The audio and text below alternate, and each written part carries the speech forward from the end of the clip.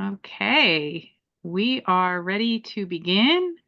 I'd like to welcome our District Director, Cindy Wilson, to kick us off for our session tonight. Welcome, Cindy.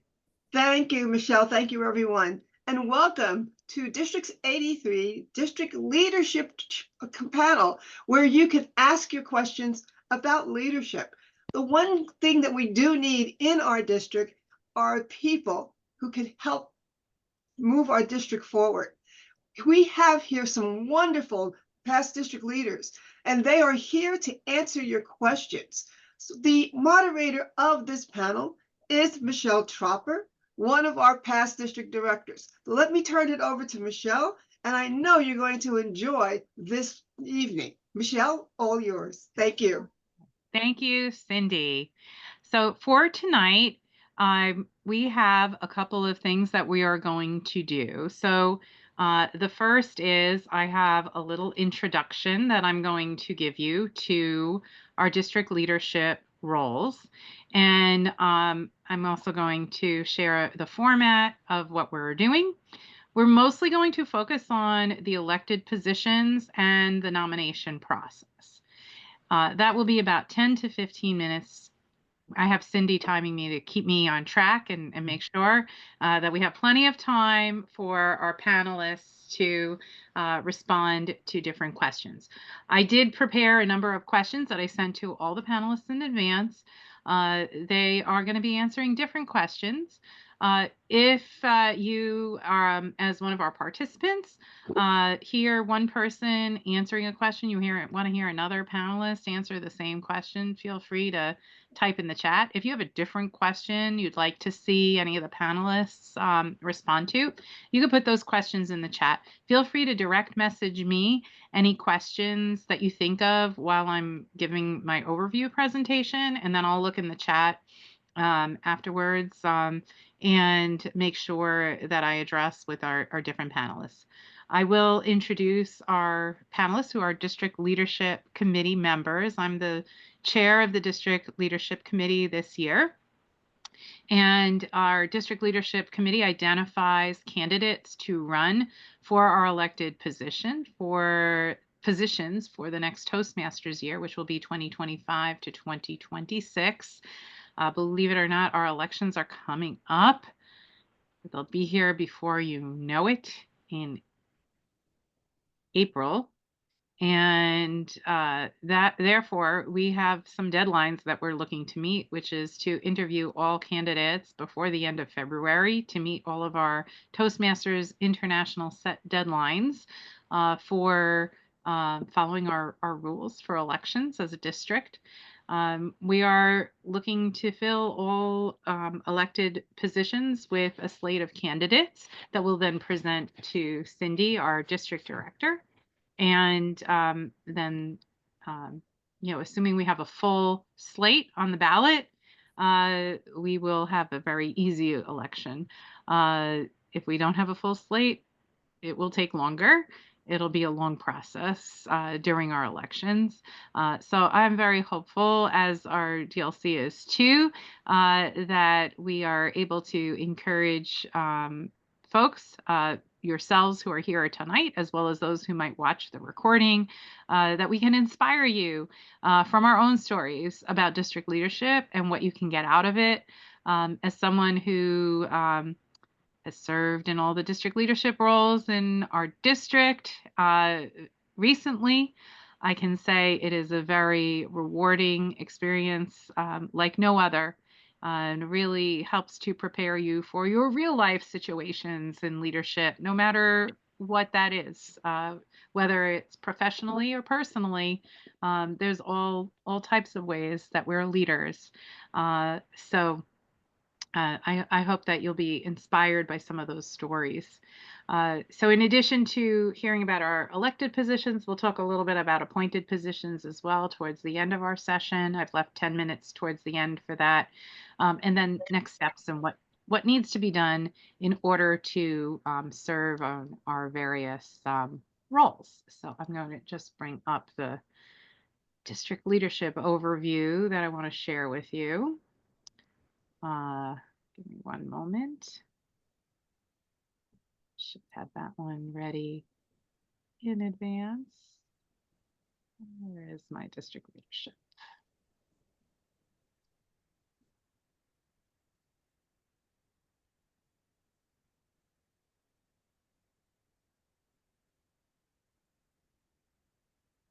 Here we go.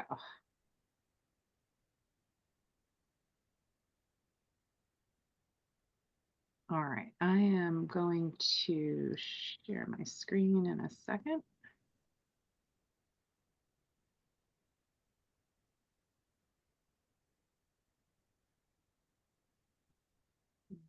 That open up. Okay,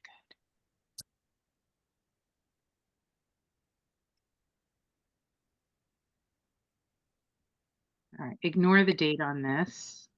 The information is still the same, but I'm using an older deck. You know what, I'm gonna.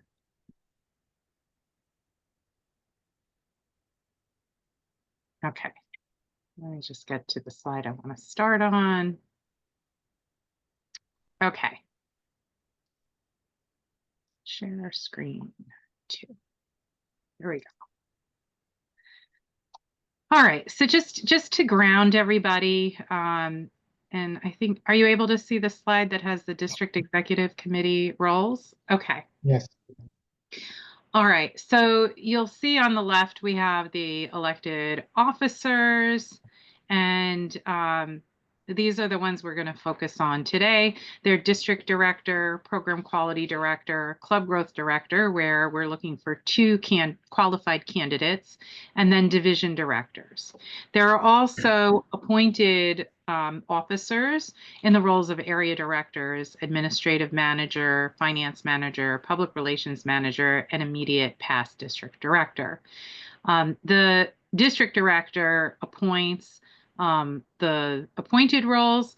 However, as the district leadership committee, we may identify individuals for any of these roles, you know, as we're soliciting candidates, and we will take those names. I'll forward all of those to the incoming district director once we have. Well, I'll actually forward them to Cindy, who will then pass them on to the incoming district director after the election. So any candidates that we identify for appointed officers will be passed to Cindy, who's our current district director. There are other district leadership roles that are appointed. We're not really going to get into these right now, but just to be aware, there's lots of opportunity within our district to be a leader and to take on different leadership responsibilities and to get to know these different roles that are both elected and appointed by serving in other roles. So individuals who may not be ready yet for some of these appointed roles and elected officers may be in a position to take on one of these other appointed district leadership roles.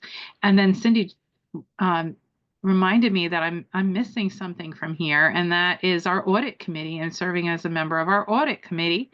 And the other one I would say would be our alignment committee and serving as a member of our alignment committee, although division directors tend to take on that role along with an alignment committee chairperson.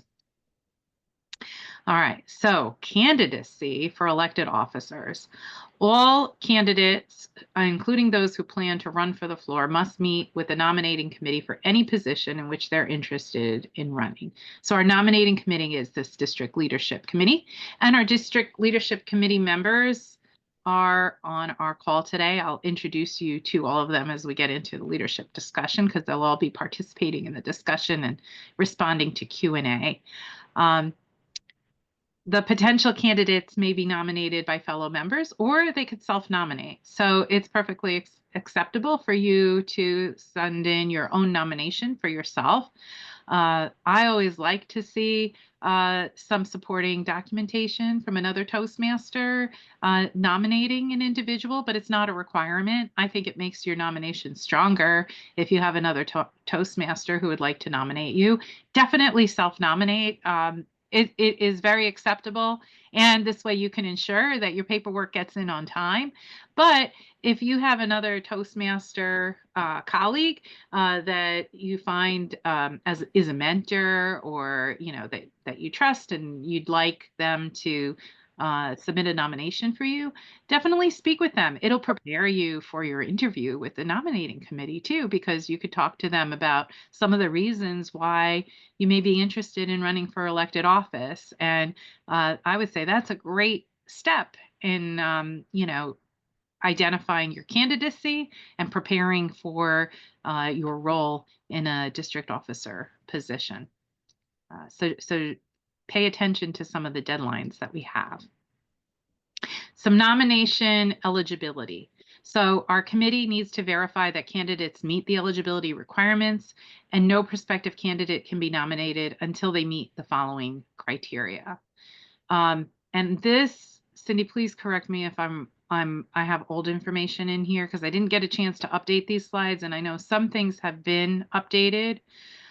So district directors must have served at least 6 months as a club president and at least 12 consecutive months as a program quality director, club growth director, division director, or a combination of all of the above. A program quality director must have served at least 6 months as club president and at least 12 months as program quality director, club growth director, division director, and area director, or a combination. Okay. Our club growth director must have served at least, and I have the wrong, I got a typo in there. I'll fix that before I publish these slides. It's CGD. Must have served at least 6 months as club president and at least 12 months as program quality director, club growth director, division director, and area director, or a combination. And then for division director, you must have served, I think this is the one where maybe the time frame has changed. Is it still 6 months, at least 6 months, or is it 12 months now? And you're muted.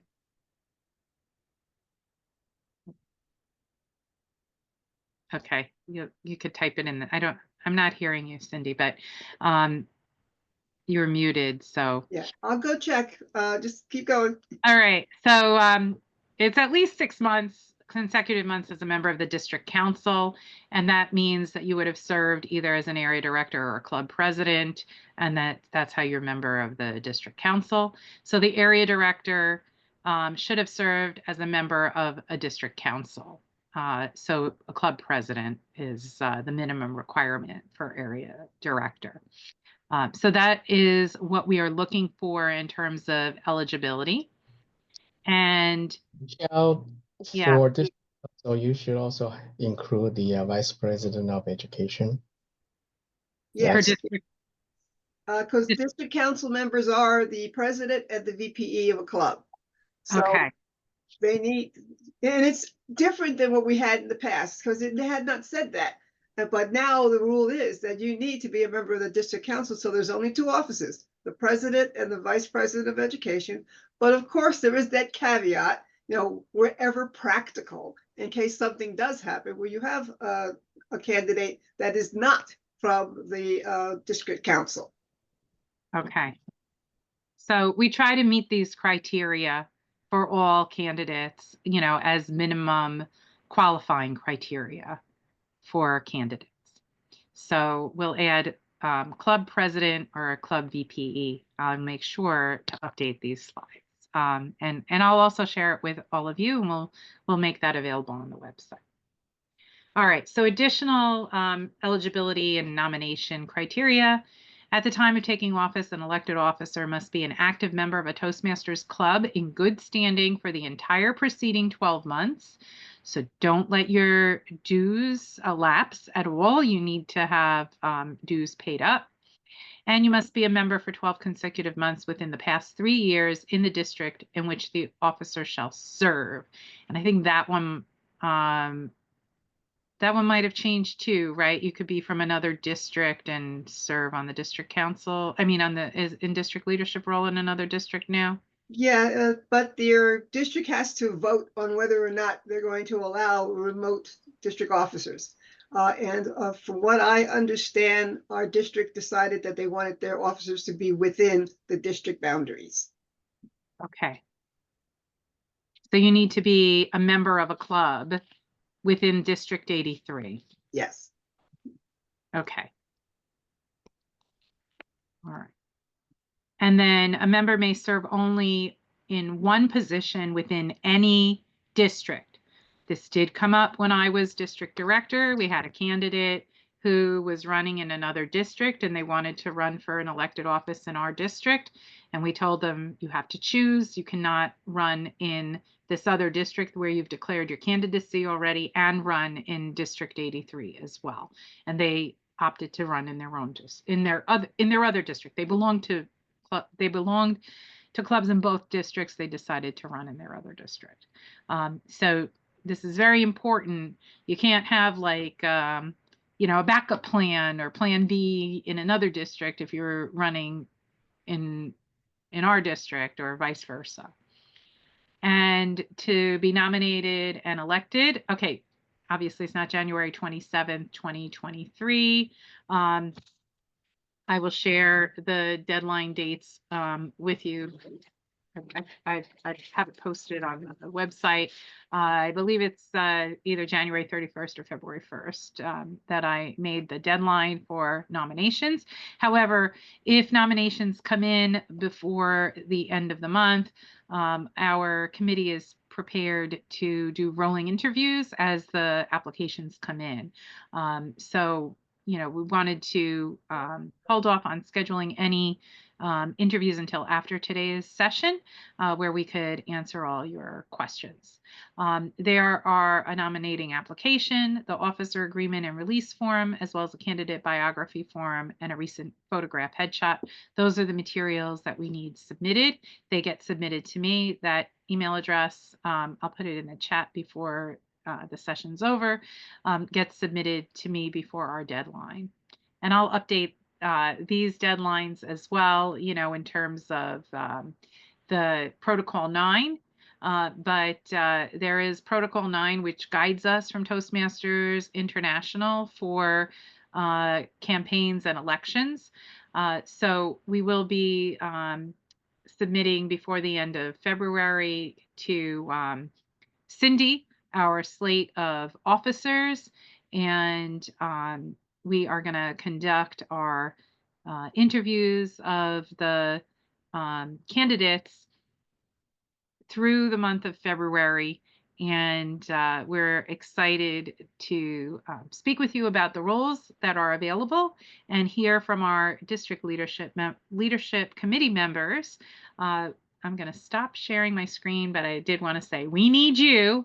Definitely, we need your help because to continue to thrive as a district, we need new people to step into leadership roles. Those of us who have served in the past, we're happy to be your mentors and provide guidance and to be there, when things get tough. We're here to provide that support. Cindy is a true testament to that, stepping in as our district leader this year. And we really appreciate you, Cindy, in doing that. It's part of what each of us take on when we become district leaders, and but we need to continue building our strength as a district by mentoring new people to take on those roles, and hopefully we can inspire you to consider that for yourselves. So thank you, Cindy. That concludes the overview of the different positions. And now I'd like to introduce our district leadership committee members. And I see one of them is coming in right now, just in time. Excellent. So we have our full district leadership committee here today. I'm so excited to introduce you to them. So we have a representative from each of the divisions in our district. And we have 5. So representing Division A is Ravi Shankar. And representing Division B is Brian Lynn. Representing Division C is William Markert. Representing Division D is Darlene Blanco. Welcome. And representing Division E is Darnell Richardson. Did I get it right? I think I got them right. Okay. So thank you all for being our panelists tonight. Of our panelists, William, Brian, and myself have served in all the leadership roles. Darnell, have you served in all the leadership roles or some of this? You've been an area director and a division director. Okay. And Darlene has also been an area director and a division director, and Ravi has been an area director. So I am going to be asking questions of our panelists, and our audience members can also ask questions of the panelists. I'll start out and get us warmed up, get everyone warmed up by asking everyone the same question, and then we're going to mix it up a bit and ask folks other questions. So the first question is for all of our panelists, and you could talk about any of the leadership roles you've served in Toastmasters, in particular the elected ones or the appointed ones in district. We're talking about district leadership. So area director and above, you know, if you're thinking about the hierarchy. So area director, division director, club growth, program quality, district director. Let's focus on those right now. And my question is, what or who attracted or inspired you to pursue your role? You have 1 to 2 minutes, like a table topic. Cindy will be timing you, so make sure you pin her as the timer. And let's start with Ravi Shankar. Thank you, Michelle. I did not know much about the role. I wish I had attended something like this. This was the pandemic. We were just switching to online virtual meetings. And so I was called and I was told, would you like to be an area director? I had no idea what it was, but my division director said that she would be my mentor and help me. And I found that that was the best experience I had in Toastmasters. It completely changed my view of Toastmasters. I had been looking at the club. I'd been looking at different roles in the club. I'd been looking at everything out of my club. But here I was, part of the district committee and helping other clubs and learning from them. So I think it was a valuable opportunity, and it completely changed my perspective of what Toastmasters is. The Toastmasters competencies involves improving your confidence, giving public speeches, and also leadership and management.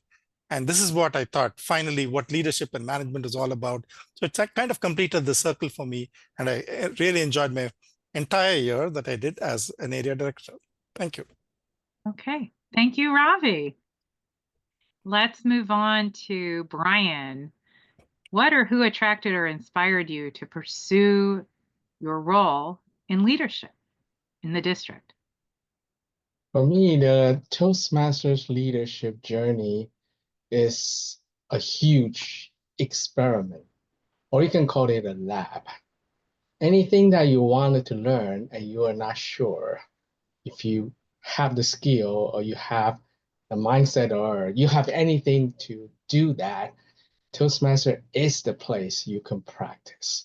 For me, I have practiced so many things with Toastmasters to different degrees of success, but it's okay if I fail in Toastmasters. Nobody will know outside of the organization. And better yet, I get the feedback to improve. So next time I could come back to Toastmaster and try the same thing again with an improved version of it, or I could take all the lessons and try it in the real world. And I thought that's the beauty of Toastmasters, because you can try so many things in Toastmasters. For me, I have tried quite a few things. I try to learn about interviewing for a job, try to make friends with Toastmasters. I try to learn to delegate. I try so many things in Toastmasters, and I'm so glad I did, because if I try that at work and fail, I may lose my job. But I tried in Toastmaster, I failed. I got an evaluation, sometimes more than one if I were the contestant or the model speaker for that evaluation contest. So for me, Toastmaster is an endless journey of trying new things, making new friends, broaden my horizon, and just hang out with good people and get the good energy. Awesome. Thank you for sharing that, Brian. What a great perspective, thinking about the testing ground in leadership. Hadn't thought about it like that. But definitely can relate to all those points that you shared. Thank you so much. Okay, we'll move next to William Markert. What or who attracted you or inspired you to pursue your district leadership roles, Willie? Michelle and fellow Toastmasters, I have to tell you, it was not one or two individuals that inspired me. I've been inspired by every district leader I've worked with in one capacity or other. I started out in 2007 as for the district, and at that time I was serving under Roddy Spear. Roddy was so gracious and encouraging. I never thought that I could be like her and serve as a district director. She was just a wonderful example to serve under. Another person that inspired me was my first wife, Paula, who served as a district director also. Now, when she served, of course, I had the opportunity to sit in and listen at many of the key the trio who met, and I learned a lot about the district at that point in time. The reason I pursued district leadership opportunities is I believed that I had something I could offer the district. You know, there is no easy road in life. We all have to step up, be willing to volunteer to do something to create a greater good. And that was probably the driving force that inspired me to be a district leader.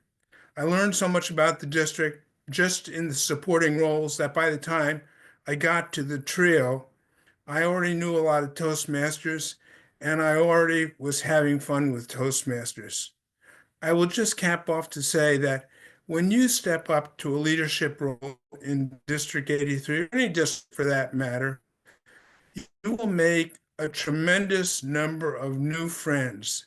These people will be here to support you, work with you, and help you throughout your Toastmasters career.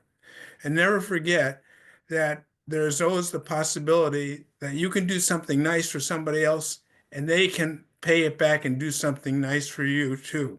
Isn't that the way our world should be? Oh, that's so awesome, Willie. Thank you. Taking the district leadership and using it as a pay forward and making new friends. I love that. Um, Very inspirational. Thanks for sharing that. All right, next we'll move on to Darlene. It looked like you might have been walking before, but are you in a position to share? I'm always in a position to share. I'm almost home. I was running a little late, but I'm safely about a minute from home. But this is one of the things I really want to share that's important to me. The commitment of all the amazing leaders here in this space. No matter what, we will be here to support you. We will be here to help you through the journey. I've learned so much from the district leaders. Michelle, you have been phenomenal and an amazing leader, and Willie, and oh my gosh, so many of you. And I've learned so much throughout my Toastmaster time. I mean, I came into Toastmasters thinking I was going to be a better public speaker. I had no idea I was going to embark on a leadership journey that was going to change my life. The people I've met, the spaces I'm in, the different career paths I'm now, going into, even the things that I'm doing on the education space. I mean, there's just so much endless opportunity that district leadership prepares you for. If I wouldn't have been able to have access and opportunity to do some of the learning like we heard about earlier, I would not have been able to share experiences with employers now, tangible experiences, because you don't really get these opportunities because everybody wants to know that they're hiring someone who has experience. So I really just appreciate the commitment of all of the district leaders that continue to support the journey of all of those following the path. I want to pay it forward. I think it's really important. It was one of the most important things I made when I made a decision to say I'm going to be an area director. And I had no idea where that journey was going to take me. And I'm grateful. So thank you, Michelle, and thanks everyone. I really appreciate the time and being here. And I'll be in a better background in about a moment. Thank you. All right. Thanks, Darlene. And thank you for sharing that story. I always say when we join Toastmasters, we join to improve and to improve things in our current situations and what we do outside of Toastmasters. It's to be able to give those speeches outside of Toastmasters, to be able to conduct yourself in a leadership role and to take on leadership responsibilities outside of Toastmasters. So, thinking about what Brian was talking about as a testing ground, what Darlene's speaking about, in terms of how she's taken her leadership journey into her real life. That's what these leadership roles are all about in Toastmasters too. All right, so last but certainly not least, Darnell, I'd love to hear from you about what or who attracted or inspired you to pursue district leadership roles.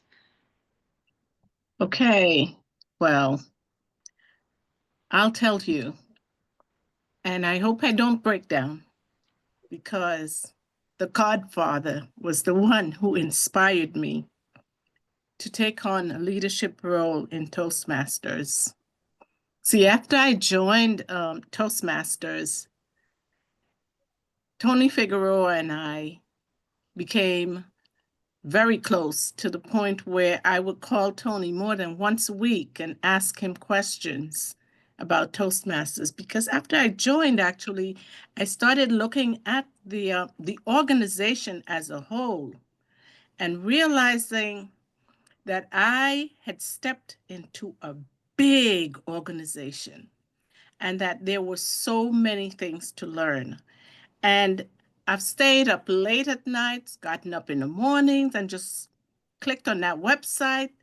And if there was something that I didn't know, I would be calling Tony by the time, sun comes up and asking him a question. And he was always so knowledgeable because of his vast experience in Toastmasters that he was always my first go-to to ask a question. So I was always inspired about how much he knew about Toastmasters, and I loved the structure of the organization itself. And that is one of the reasons why I'm still in Toastmasters. I can tell you it became very difficult for me at one point juggling educational pursuits and doing Toastmasters, and even with the death of my husband, but I still stayed in Toastmasters because, like someone said earlier, we meet a lot of friends, we meet a lot of people who we've become friends with. And for me, it was a big learning experience. And I love learning, so that's why I'm still here. Thank you. Hey, well, thank you so much for sharing, Darnell. And I will say what you've shared about Tony, I could say about almost every person on this phone, on this call, that many of you I've reached out to late at night. We've had late conversations, and that's something that happens as you get exposed to more people in the organization, especially at the leadership level. You do make these friends, like Willie was talking about, and Brian too, and Darlene and Darnell. We've all made those kinds of friendships, and it's nice to know that no matter what you're going through, someone else has been through it before you, and can share perspective. I had something the other day where I was thinking, oh gosh, who can I call that I could ask this question about? Because it was something I was encountering at work, and I really didn't have anyone at work to talk to. And I did figure it out. But if I'd given just a few more minutes thinking about it, I probably would have been reaching out to a Toastmaster leader for guidance and assistance. Because sometimes you just don't have those people at work to reach out to. But any of your Toastmasters, friends, colleagues, and fellow district leaders can do that for you. So thank you for sharing that inspirational story, and thank you to all of you for your thoughts on that first question. All right, so let's focus on the division director role. So we'll get to area director, but I want to start with our elected positions. And now for our audience members, feel free to post any questions in the chat. You could send them directly to me, or you could just send it out to everyone. I'm moderating, so I'll ask the questions of the participants. But we're going to talk about division director role first. There are 5 right now in the district. So we have Division A, B, C, D, and E. And the composition and alignment of the clubs in the district will be determined by our alignment committee. Now, those results of the alignment committee are not yet known. So whether we continue to have 5 divisions, or if we would have 6, or if we would have 4, all of that will be determined when the alignment committee meets. But right now, since we have 5, we are looking for 5 division directors that we can slate to our district director. So that is what we are charged with as a committee. And what I'd like to ask, and we'll start with maybe Darnell. I know you were the last person to speak, but maybe we'll start with you on this division director question. Can you talk a little bit about what team accomplishments you might have been most proud of from your term in service in the role as division director? That has been a while. I think one of the things that I was proud of is actually running those contests, the speech contest. I've had a lot of satisfaction knowing that I was able to actually run a contest, be able to reach out to the individuals that needed to participate in the contest, to help with the contest, and that it actually came off very good. Now, that's not to say there wasn't any stress there, because sometimes when you have one person or you think you have a group of people who are ready to work, you get a lot of cancellations. But I've always been able to reach out to other people. And one of the things I can remember about that is that the district was always so supportive by having a list of individuals, officers, club members, and so forth, people who can help out. So I was able to reach out and contact other people who were not in my immediate circle. And so having that support from the district, and of course, from my good old Tony Figueroa, that I was able to pull a lot of things off. Thank you. Thank you. All right. So my next question is going to Darlene, also about the division director role, but a different question. What did you find that where was my question here? What did you do to encourage or motivate and help your team as division director? Thank you, Michelle. I think that's a great question, especially for me, because one of the biggest takeaways and learning opportunities for me was serving in the division director role. As I mentioned earlier, there were a lot of opportunities that I couldn't seem to get because I didn't have experience. And in this leadership role, serving as a division director, I had to bring people together. I had to bring these area directors together that sometimes didn't always get along. I had to figure out how to, work well with everyone. I had to figure out, what time of day we can actually get a meeting together with busy, productive people. It was just a lot. I took away a lot about building my own confidence in terms of how I articulate what's important when we need to sort of get the troops rallied up, understanding what putting a vision and plan together for a division looks like.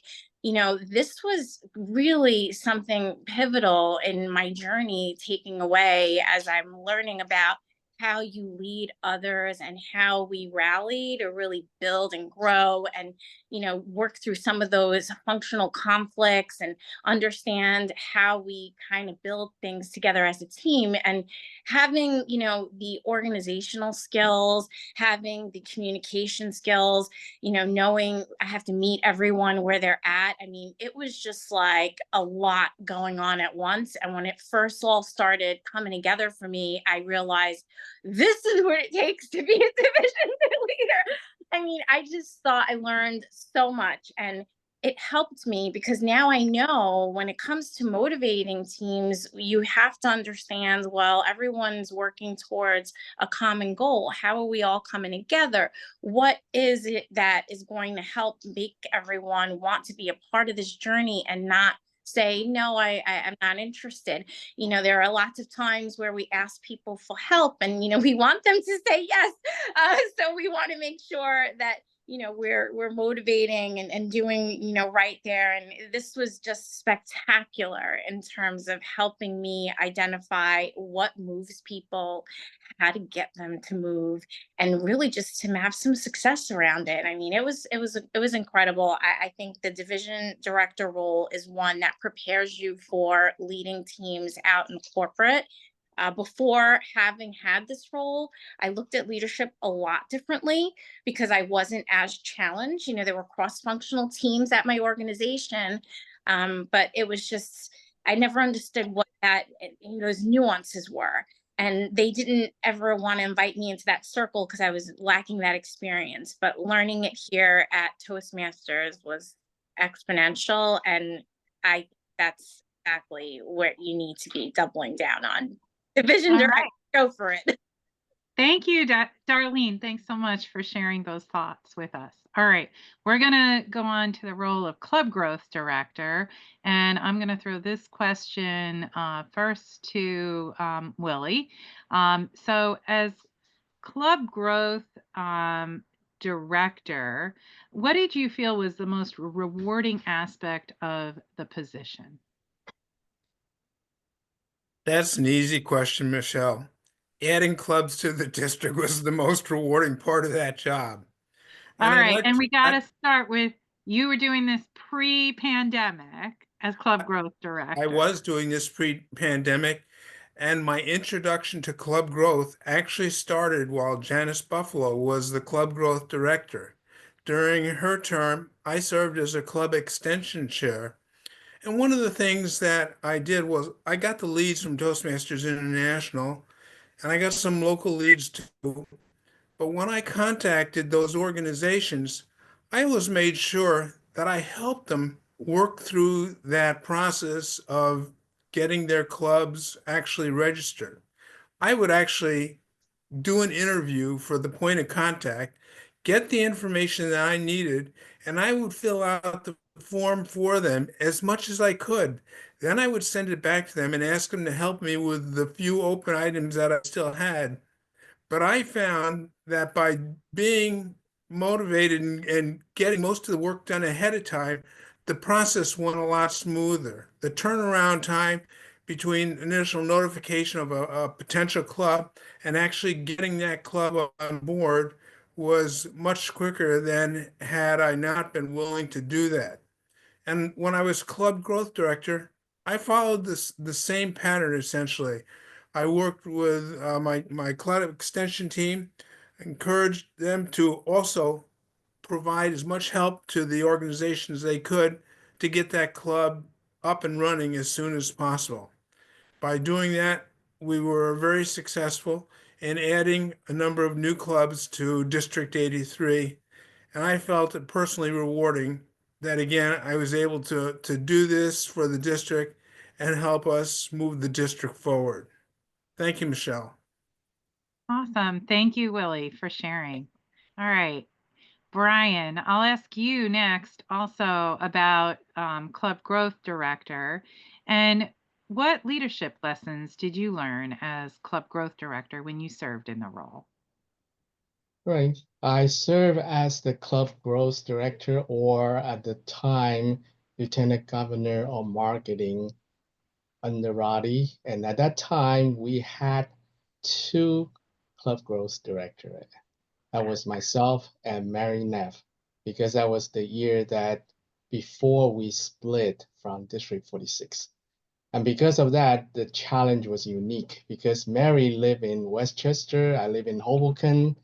I'm actually closer to Manhattan than Mary, and, and Manhattan's supposed to be Mary's turf, and New Jersey is mine.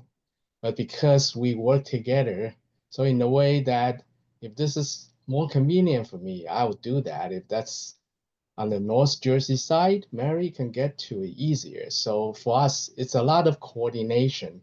And even for the members to actually go to different corporation and community to do the demo meeting, it's a lot of work to pull people together and actually pull the right people together.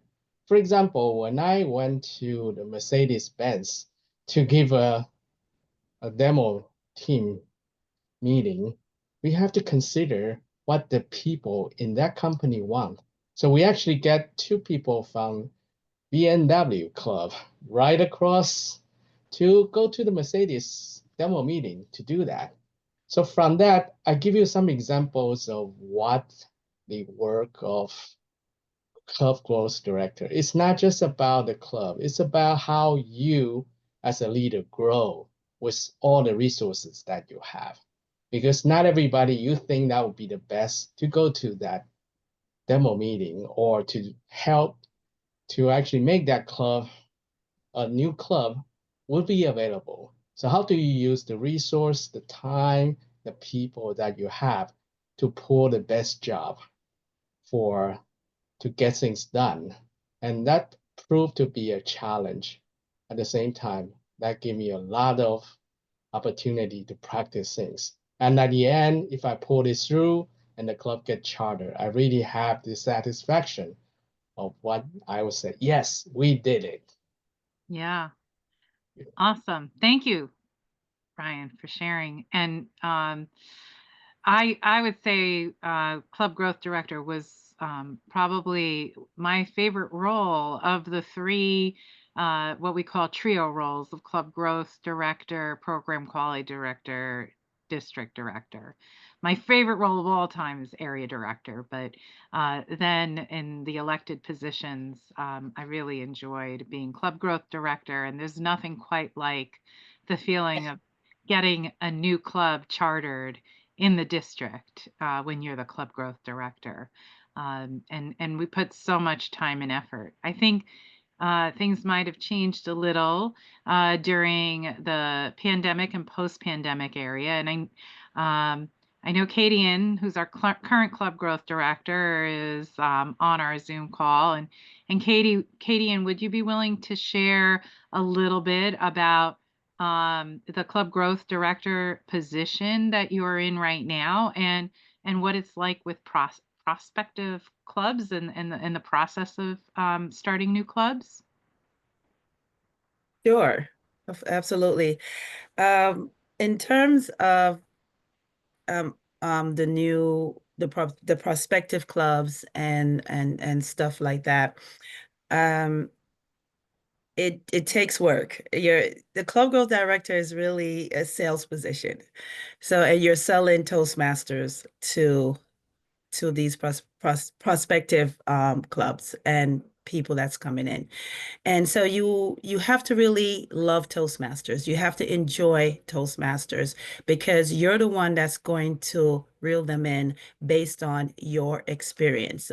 It's way beyond what you learn at training and whatever pitch you want to give, but the personal experience is quite important to bring in new clubs.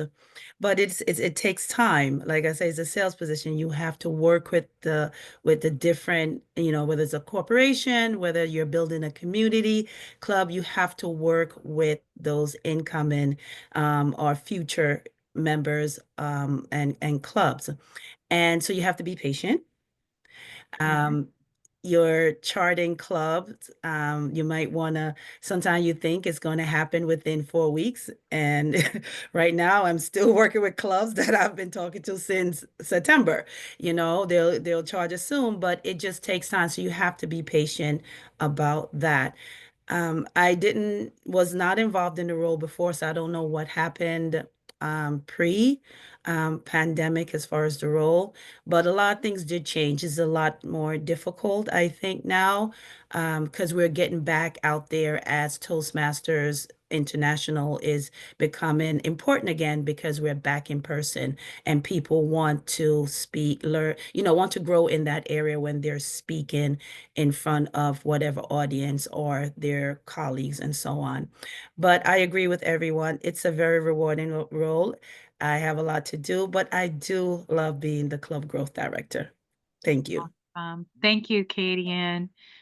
Really great to hear that from you. And I still feel it's one of the most exciting roles that we have in our district leadership. Okay, so we're going to move on to program quality, and I'll call on Willie next. So Willie, as program quality director, what goals did you have when you started out in the position? Michelle, let me start out first by talking about the different aspects of that job. There are three critically important aspects. One of those is to conduct club officer and district officer trainings. Another one is to basically organize and mentor district officers in conducting club contests. And the final major aspect is to organize and oversee the annual conference for the district. Now, that position has actually evolved and allowed us to do other things.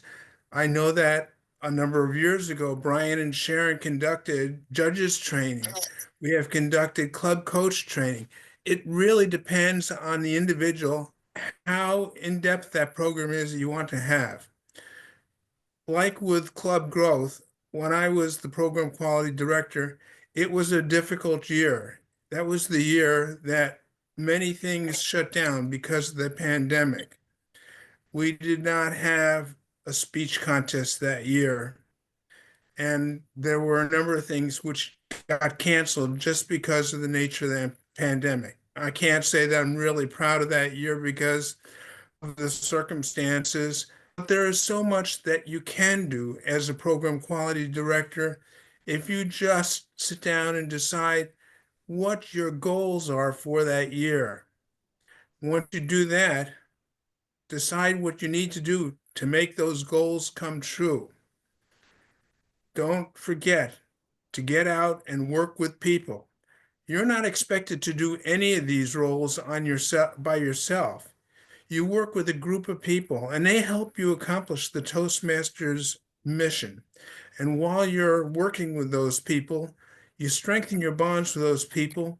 You know that you can rely on them in the future and they will help you to get the job done.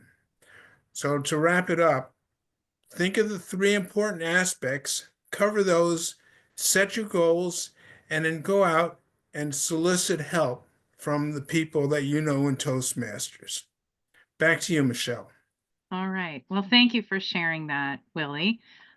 We'll go next to Brian. And my question for you also on program quality, also understanding this was pre-pandemic when you served, and it was also a different name of a role. But thinking about the role of program quality director, if you had the opportunity to serve now as program quality director, how might you approach the role? I think the world changed a lot.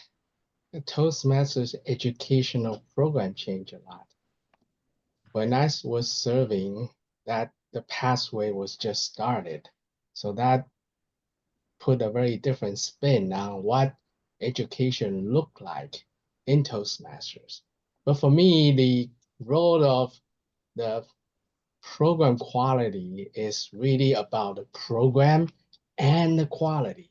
So how do you improve on the program side to get more and more people do Toastmasters program and to do it well? That is one challenge. On the other hand, that is the quality part of it. And how do we actually have a better quality of everything, not just the speech that people make at the clubs. We also talk about the quality of our conference, the quality of the people we invite to our club, to our district to speak. And everything of that is the bread and butter of what we do as Toastmasters. Because just think about if you have a new member that walk into your club or just join your Zoom meeting, and that person could have a response saying, wow, these are great speeches. I love those speeches. I learned something and I want to be a member. Versus that, oh yeah, I think I can do a better job even without the program. Think about those two scenarios. Which one is the preferred one? Of course, that you want people to join your club. You want people to stay in the district. That means that you have to let everybody have the sense that every time they walk into your meeting or join your call, they will learn something. And that is always what we strive for in the club or the district program quality area. So that basically push everybody, inspire everybody to do better in every presentation, in every leadership opportunity that we serve. Awesome. Thank you. Thank you, Brian. Thank you for reminding us about the quality and program quality too. There's a reason it's the program quality director. And it's very easy to lose sight of that. But there is a reason why Toastmasters International has been around for over 100 years and why people keep coming back year after year. And it's because of the consistency and the quality in the education program that they get in their club meetings, and that translates and permeates throughout our organization and throughout our district. So that's why it's important to follow the program. And I'm going to bring that back to my club that I know there's people that don't always pull up the education program and are just speaking off the cuff a lot of the times. But there is a reason why we have that program in place. So thank you for that great reminder. All right. We have, I believe, another 30. Do we have 30 minutes? Yeah, we have until 9:30. So we have time to talk about the district director position. I'm not going to call on Pamela. I know she doesn't have a voice. So I did want to acknowledge that Pamela, our current program quality director, is here, but we'll give her a pass on answering questions because she's feeling a little under the weather. I did want to acknowledge that she is here too. And I'll share a little bit from my term as program quality director. That was during the pandemic, and it was the first year that we introduced hybrid contests and well, not even hybrid. We did virtual. We had virtual contests. We had virtual conference. We did so much virtually that year. And as Willie said, it was very challenging. And we've grown since then. We've learned how to do hybrid. We've learned how to pivot and do things differently, and that's helped us to be successful in the online space and be successful in jobs that require a virtual presence. So, for me, that was something that I'm really proud of from my term as program quality director, that we found new ways to be able to bring Toastmasters to more people and in different ways, and that we embraced that. That was a lot of fun. So I wanted to go on to the district director role, and maybe we'll start out with a question for you, Cindy, as our current district director. If you are ready for it, I could time you. Um, so my question for you about district director is, how are you approaching your role differently this time, since you are serving in this role again, having served in the past? So how do you approach it differently, or what's different this time around as district director? Well, what's different for me this time around is that because I've had more experience in leadership between the time that I was the district governor to this time when I'm now the district director, part of me looks at the district as the people I serve. They don't serve me. I serve my district. And that was part of why, when I was asked if I would take on the role and finish out the term, is why I said yes, I would do it. Because for me, District 83 is my home, if you will, in Toastmasters. People here have given me so much as friends, as advocates, as coaches. And for me, this term is when I again serve the district. I am the district's coach, if you look at it that way. And when I was district governor, we were just trying to figure out what are we doing to keep the district going. I did have Brian, and I had Tom, I had Paul Scharf, Lord bless him, that were able to help me as a district governor at that time. With all the things that's going on with me stepping in right now, it is Pamela and Kadian that I have acknowledged as the people who are really helping to keep this district together. And that now that I've come, here I am to again start to serve the district as the district's coach. So that is the difference that I feel now that I am in this role again, as opposed to what it was like when I was the district governor. I am just so proud of District 83, and I am really appreciative of the people who are here, who have accepted me stepping into that leadership position and have offered their help. So that for me is the difference now than what it was when I was the district governor way back. Thanks.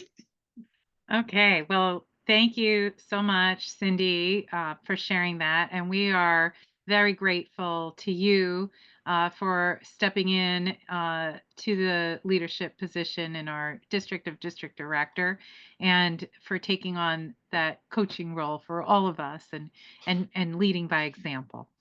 So thank you. All right, we have a couple of other past district directors on our call. So from our panel, we have Brian and Willie. So go back to Brian next. What would you like to share about your time as district director, and what information about the role would you like to share with prospective candidates for district director? Yes, for the district director role, I could say this, that if you can serve this role successfully, I can give you a company, probably the size of 200 people, and then you could just run the company very well because you have all the skills in every area of running a company.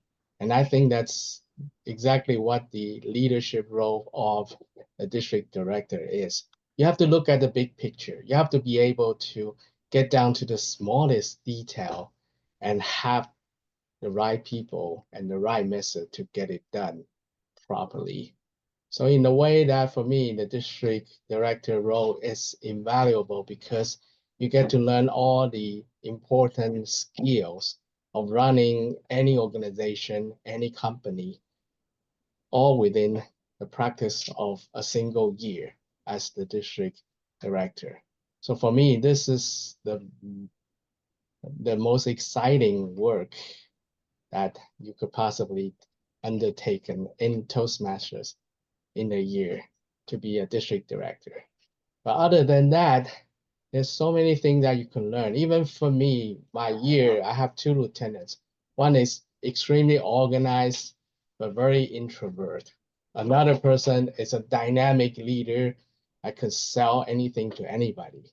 And how can I get those two people working together for the betterment of the district when they have very different opinion and different perspective of how this district would work? And for me, even just working with the two lieutenants I have learned great lessons from just interacting with those two. Not to mention every single division and area directors or governors at that time have different personalities. How do I motivate every single one of them for the betterment, for the common goal of the district? It was a challenge, but through those challenges of working with people, I learned so much. I can tell you, if you finish this term successfully, you can run any company, any organization. Awesome. Thank you, Brian. Thanks for sharing that. How about you, Willie? Same question to you in terms of your lessons learned as district director that you'd like to share with the audience. One of the things I learned, well, I learned a lot about myself as a district director. I will tell you all that there were times that Michelle and I didn't agree on everything that went on in the district, but I tried to give her free latitude to do her job the way she saw fit. And I will relate this district director a little bit to my experience in the Boy Scouts. Unless something is going to happen which is going to cause a serious safety violation or a serious downfall in our district, this is our learning lab. This is an opportunity to find out what works and what doesn't work. And in the end, what Michelle wanted to do worked out just fine. She was a little more tech savvy than I was, and we started doing things like electronic registration for our training events, which I was skeptical of at first, but it worked out marvelously. Don't be afraid to try new things when you're in any leadership position. The other thing that I would say to you is that you need to empower and trust your people. Let them do the job. As a district director, you're not only the chief executive officer for District 83, but you're also a mentor and a motivator. You've got a team of people. Your job is to keep them motivated to get their jobs done. Brian mentioned before that as a district director, you have to have knowledge about every single aspect of the district. And by doing that, you can serve as an effective mentor for the people currently in those positions. If you do that, you will not only be successful as a district director, but I believe that District 83 will have a successful year. Back to you, Michelle. All right. Well, thanks, Willie. Thanks for sharing that.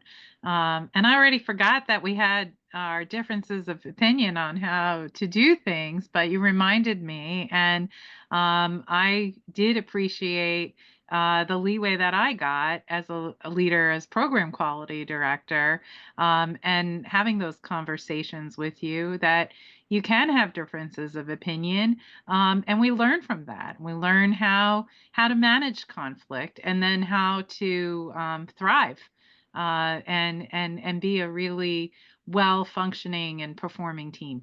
And we did get there, and it was awesome. Awesome. It was awesome to serve with you during those years. So thank you. Um, all right, we're going to move to our appointed positions, the area director role, and I wanted to give both Ravi and Darlene, as well as Darnell, another opportunity to speak. We'll start with Ravi.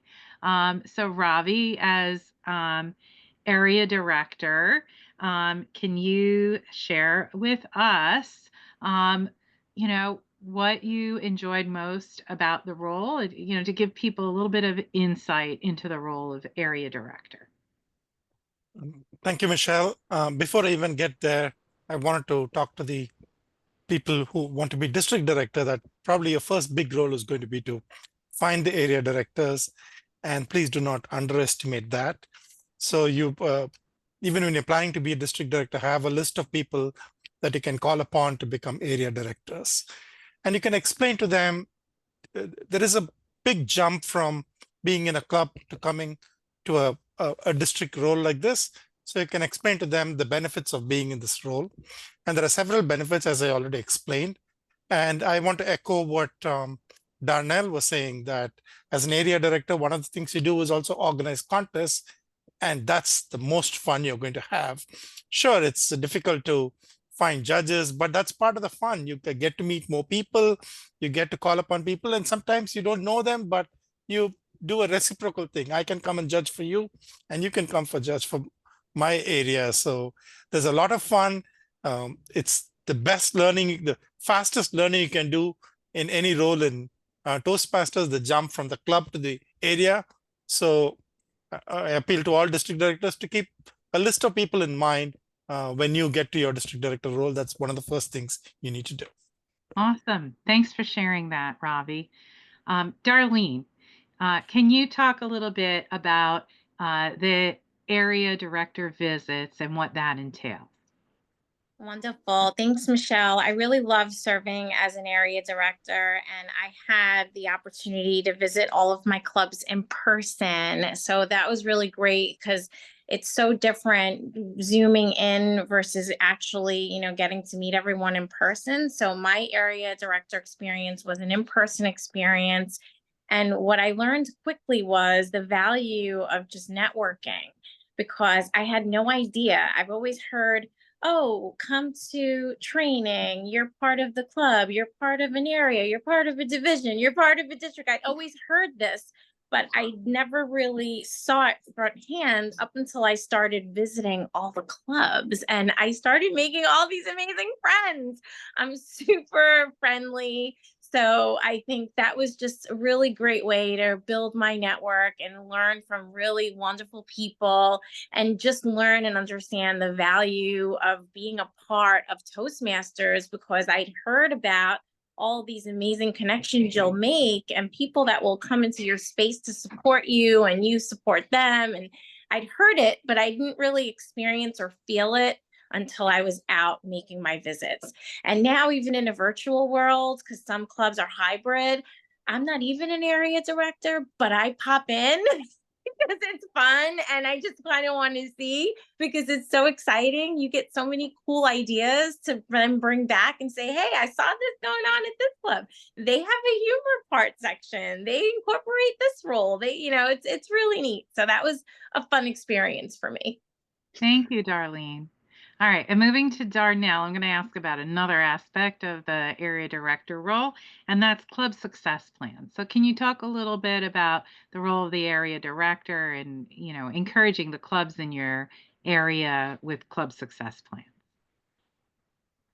As the area director, I used to try to talk as much as possible, interact with the club officers. And I would look at the requirements. I'm going to say requirements. What would make a club successful, I would try to look at that and work with the club officers, work with the presidents and so forth, and try to encourage them to do certain things in terms of making their club successful. Now, one of the things I found was that clubs do things differently. And I had to remind myself that I'm not there to tell them exactly how they're supposed to run their clubs because they know their own cultures and so forth.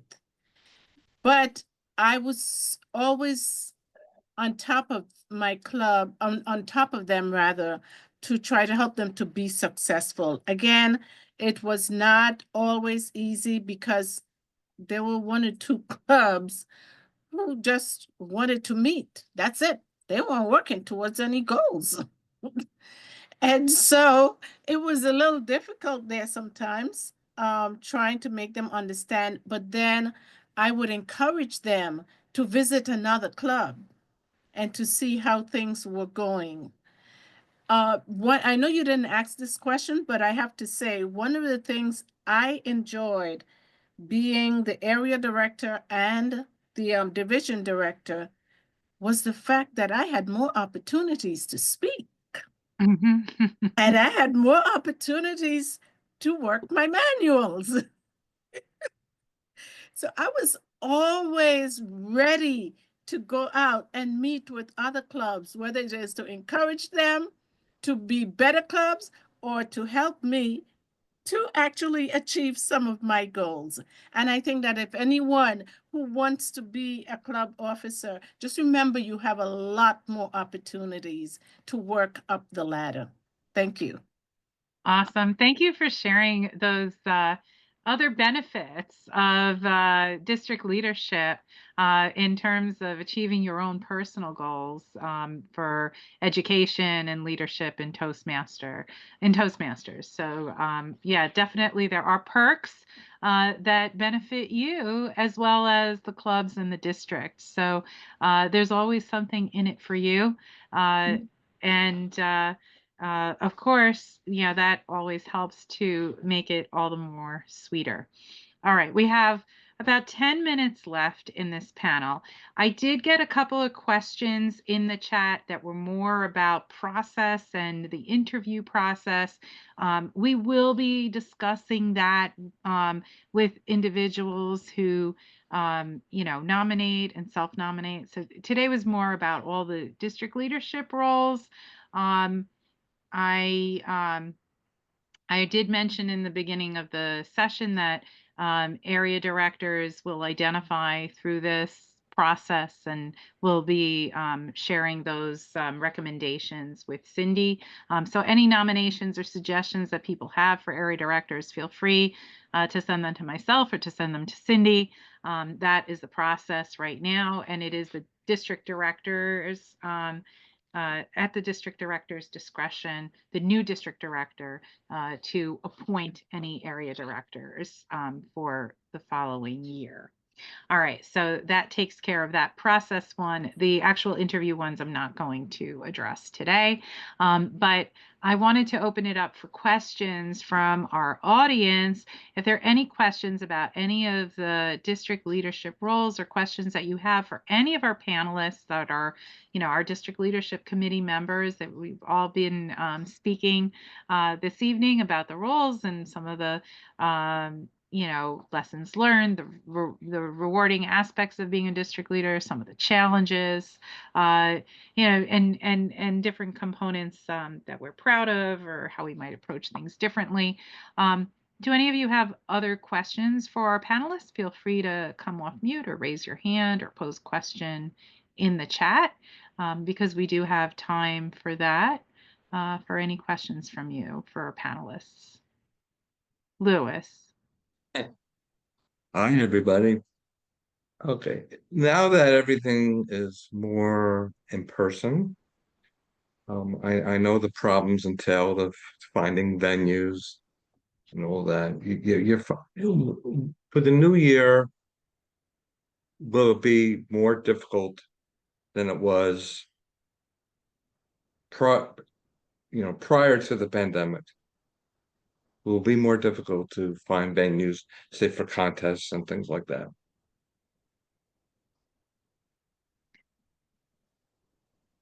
Anybody want to take that one? I mean, maybe our current district leaders might want to weigh in here. Cindy? Yeah, well, one of the things that we are having is looking for venues. They're not as easy as before, but we've been lucky in some spots because libraries are still available, and a number of them are still free. But there are some instances where a library might charge a fee. That fee is available. Some of the funds for that contest can help to support paying for that fee. Having the contest in live is something that some people aren't used to yet, because we do have Toastmasters who have never had a live contest. They don't know what it's like. And we get that opportunity now to work through those items. But as we said, we keep searching for places where we could find venues that won't cost us. We may have to sign a quick claim that they're not responsible if we fall off their stage or something like that. But we know that we have our own insurance and we could use that. So it is a difficult task, one that Pamela is beating the bushes on to help out the area and division directors to find locations and use them. So, but yeah, it is difficult, but it is not something that we can't surpass. We're Toastmasters. We can do anything. Thank you, Cindy. I have one more question, if that's okay.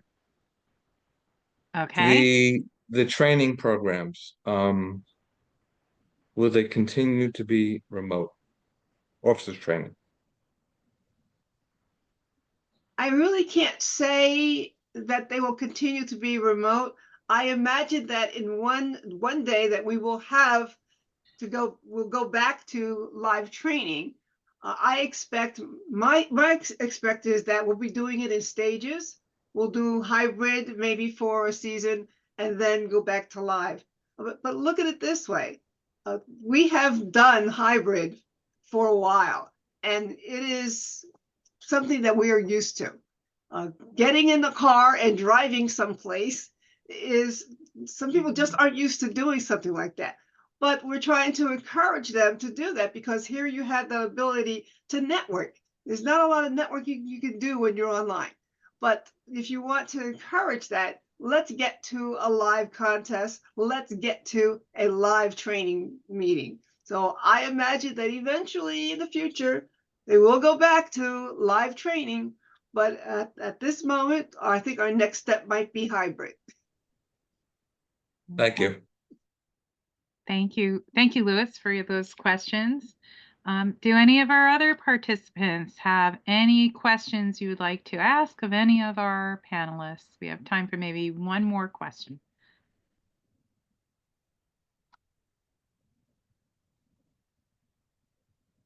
Okay. Well, I am not seeing any questions. I'm not seeing any hands being raised. So I think I want to just, I think that means that we've answered all the questions you might have about district leadership. I hope that you were inspired by our panelists and what they had to share about their leadership journeys. I certainly enjoyed hearing from each of you and hearing your responses to the questions. And those who maybe did not participate today, but you're watching our recording, please do get in touch prior to the end of January. Actually, January, let's see,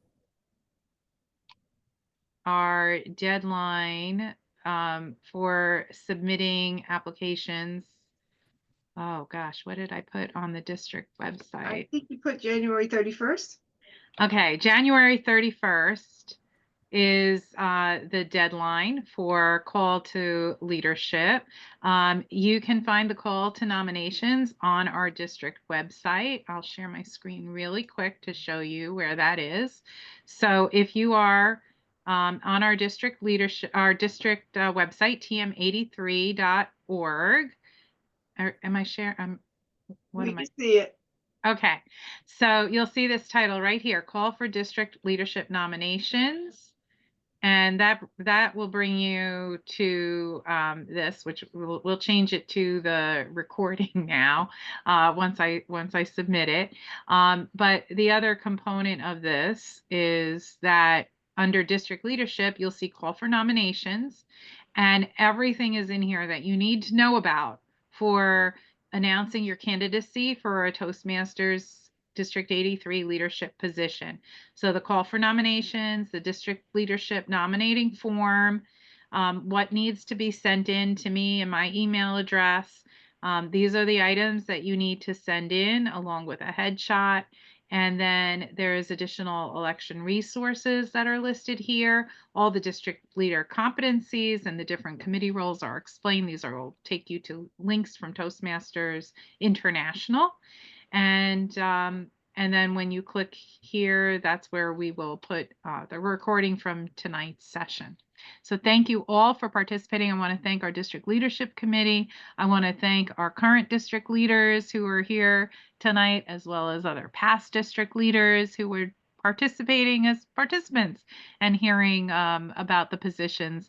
That's one of the beautiful things in Toastmasters is that you could come back and do these roles again if you've done them in the past, although we are looking for new people who haven't been in these roles because we're looking to groom new leaders. We're always looking to groom new leaders, but we also want to give those opportunities to people who maybe have done it before and want to try again in a different environment, bring new skills on, try things. Maybe they started during the pandemic and have not done live things, live events before, and they want to try their hand at that.